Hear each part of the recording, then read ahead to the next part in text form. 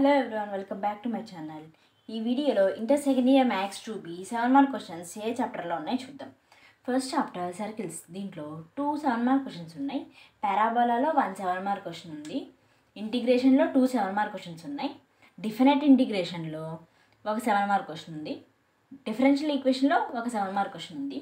Same మీకు 2A లాగా section Cలో 7 questions ఉంటే మీరు 5 క్వశ్చన్స్ అటెంప్ట్ చేయాలి. 2 చాయిస్కి వదిలేయచ్చు. ఈజీ చాప్టర్స్ ఏమేంటో చెప్తాను.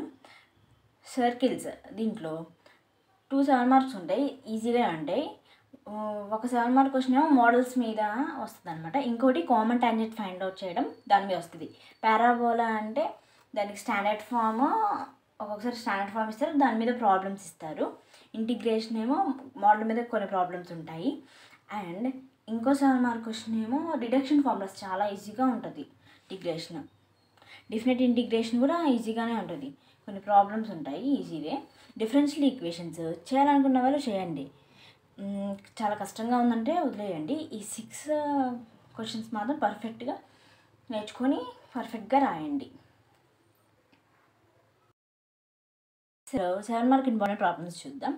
మోడల్ 1లో first question, find the equation of the circle passing through the 3 points. ఆ 3 పాయింట్స్ 3,4 3,2 1,4. ఒక సర్కిల్ ఈక్వేషన్ని కనిపెట్టమంటున్నారు. ఆ సర్కిల్ ఈక్వేషన్ 3 పాయింట్స్ ద్వారా పాస్ అవుతుంది అని చెప్పారు. ఫస్ట్ మనం సర్కిల్ ఈక్వేషన్ కనిపెట్టమన్నారు కాబట్టి ఒక సర్కిల్ తీసుకుందాం. Required circle equation.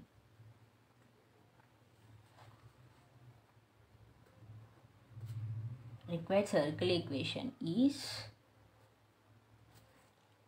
x² + y² + 2gx + 2fy + c = 0. దీనికి ఈక్వేషన్ 1 అని ఇద్దాం. ఈ సర్కిల్ ఈక్వేషన్ అంటే సేమ్ x² దగ్గర 1 కోఎఫిషియంట్ 1 ఉండాలి, y² దగ్గర 1 ఉండాలి, 2gx 2fy సేమ్ ఇలా ఉండాలి, c కాన్స్టెంట్ అనమాట. ఇక్కడ క్వశ్చన్లో ఏమి ఇచ్చారు, 3 పాయింట్స్ ఉన్నారు, దానికి నేమింగ్ ఇద్దాం. లెట్ గివెన్ పాయింట్స్ ABC అని ఇద్దాం. ఆ పాయింట్స్కి A అనేది 3,4, B 3,2, C 1,4. ఇక్కడ ఏంటి, ఈ 3 పాయింట్స్ సర్కిల్ ఈక్వేషన్ మీద పాస్ అవుతుంది. ఆ సర్కిల్ ఏంటి కనిపెట్టమన్నారు కాబట్టి ఈ 3 పాయింట్స్ దీని మీద పాస్ అవుతున్నట్టే కదా. కాబట్టి but equation 1 passing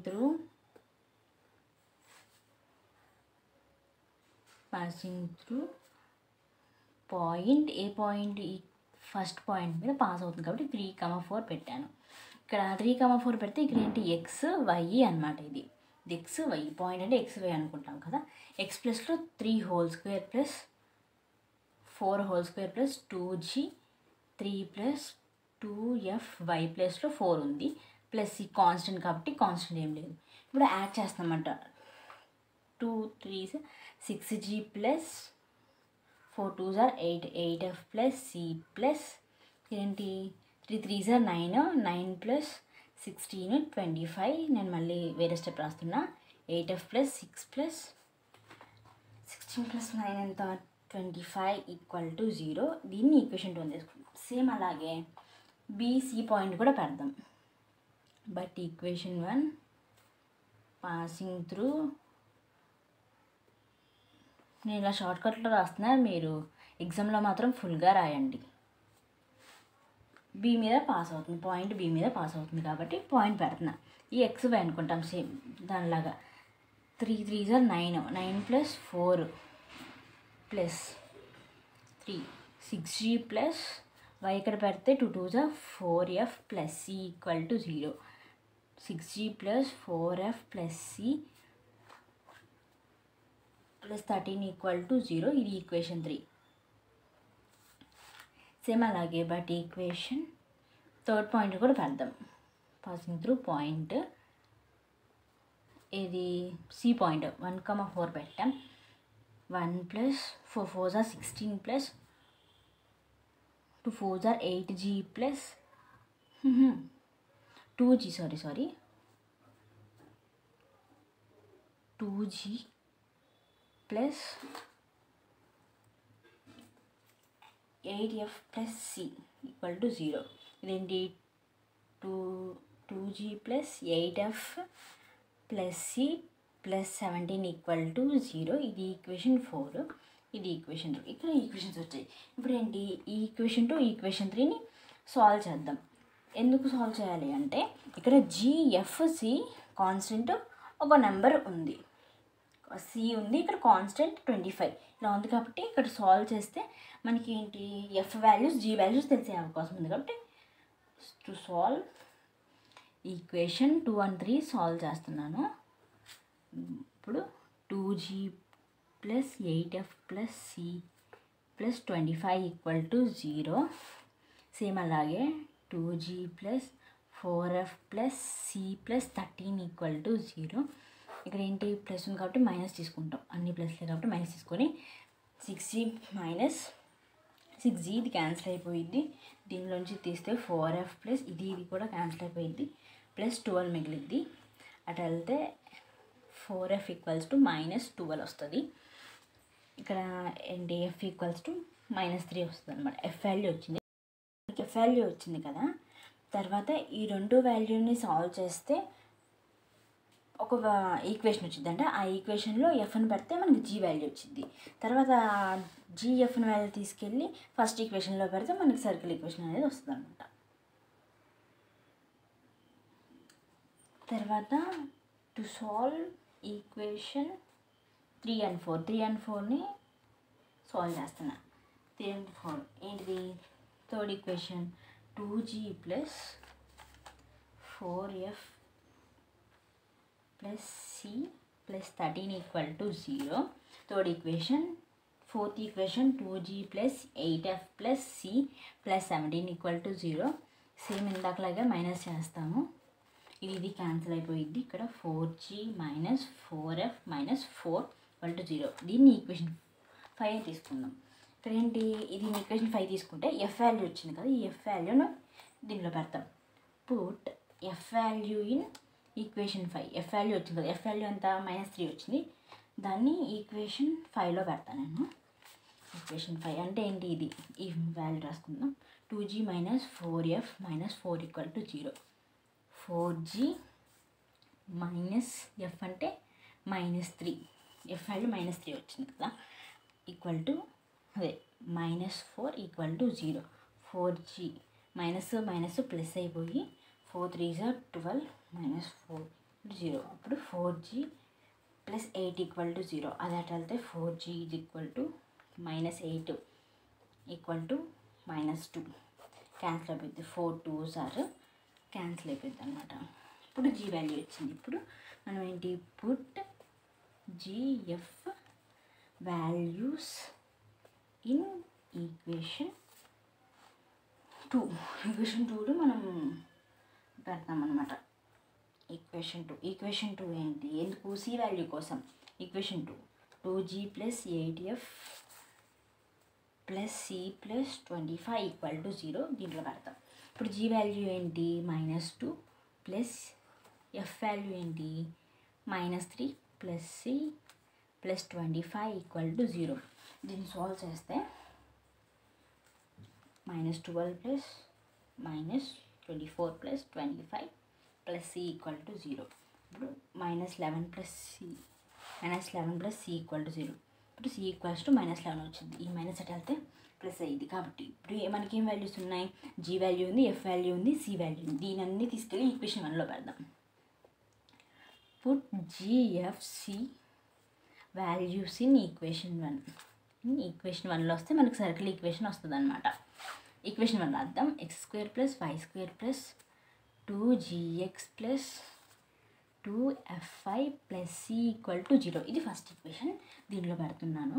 x² plus y² plus 2, G value ఎంత -2 of X plus 2, F value ఎంత -3 అనమాట.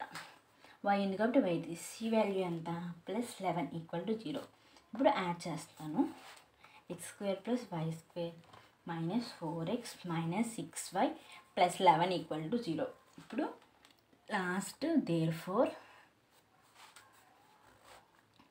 The required circle equation is lost వచ్చిన ఈక్వేషన్ రాసేయండి. ఈక్వేషన్ ఈజ్ ఏంటిది x² + y² minus 6y + 11 = 0. Find the equation of the circle passing through 3 points 1, 1, 2, -1, 3, 2.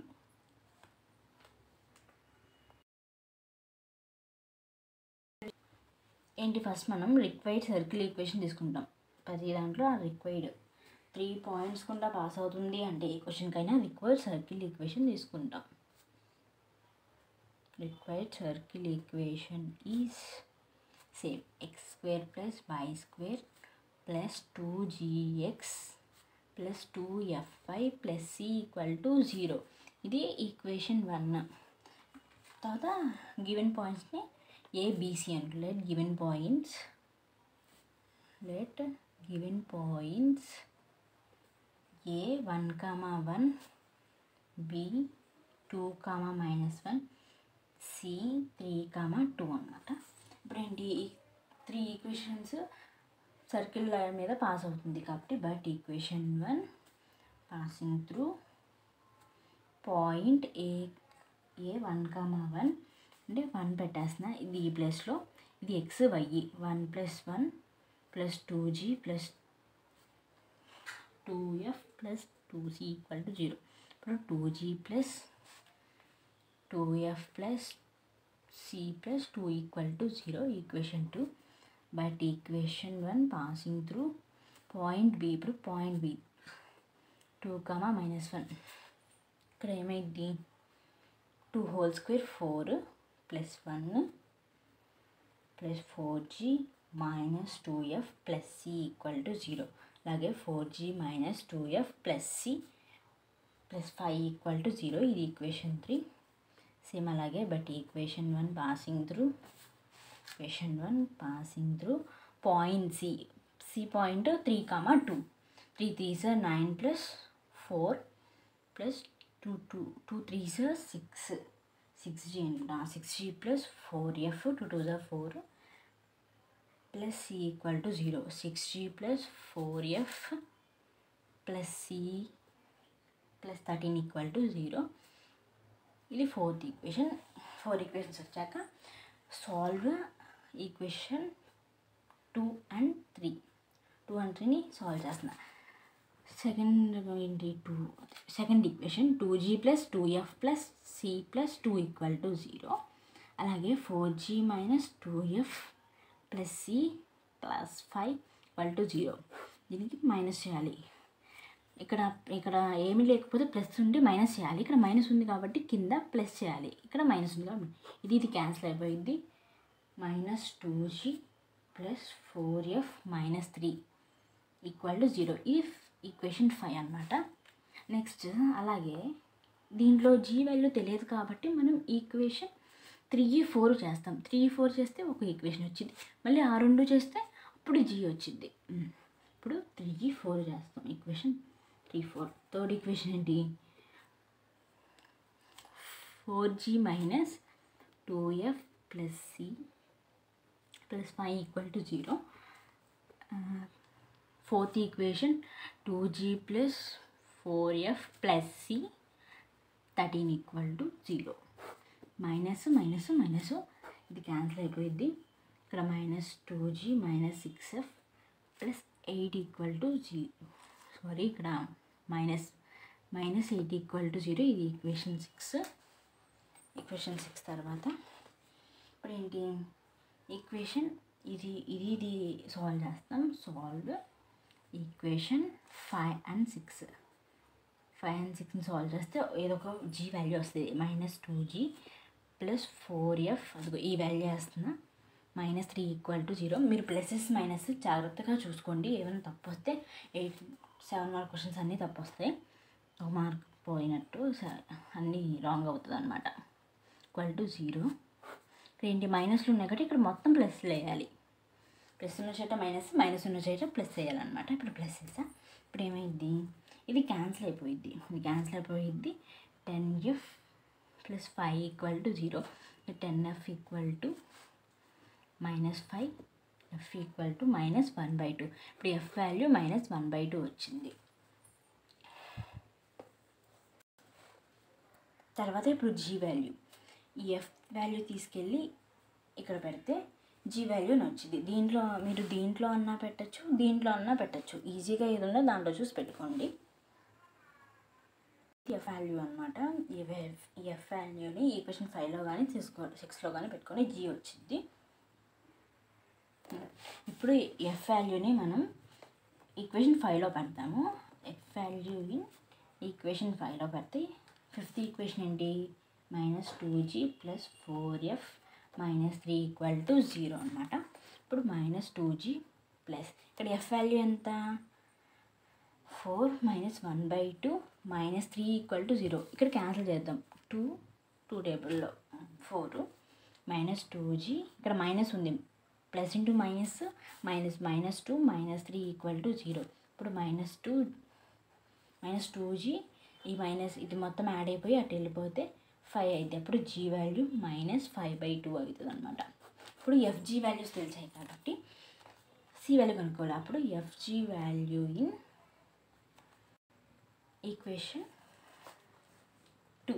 మీకు ఏది ఈజీగా ఉంటే ఆ ఈక్వేషన్ 3లో అన్నా పెట్టచ్చు, మీరు 4లో అన్నా పెట్టచ్చు. సి వాల్యూ కావాలి కాబట్టి ఇప్పుడు ఈక్వేషన్ 2 రాసుకుందాం. 2g ప్లస్ ఈక్వేషన్ 2 ఈజీగా ఉంది కాబట్టి నేను దాంట్లో పెడుతున్నా. సి + 2 = 0. జీ వాల్యూ ఎంత, -5/2. ఎఫ్ వాల్యూ ఎంత, -1/2 ప్లస్ సి + 2 = 0. ఇక్కడ 2 క్యాన్సిల్ అయిపోతుంది. అప్పుడు -5 - 1 ప్లస్ సి + 2 = 0. అప్పుడు ఏమైంది, -6 + 2 + సి = 0. ఇప్పుడు సి = -4. ఇప్పుడు మైనస్ అటు వెళ్తే ప్లస్ సి వాల్యూ 4 అయింది. ఇప్పుడు జిఎఫ్సి వాల్యూస్ తెలిసే. ఇప్పుడు ఈక్వేషన్ 1లో పెడదాం. ఇప్పుడు జిఎఫ్సి వాల్యూస్ ఇన్ ఈక్వేషన్ 1.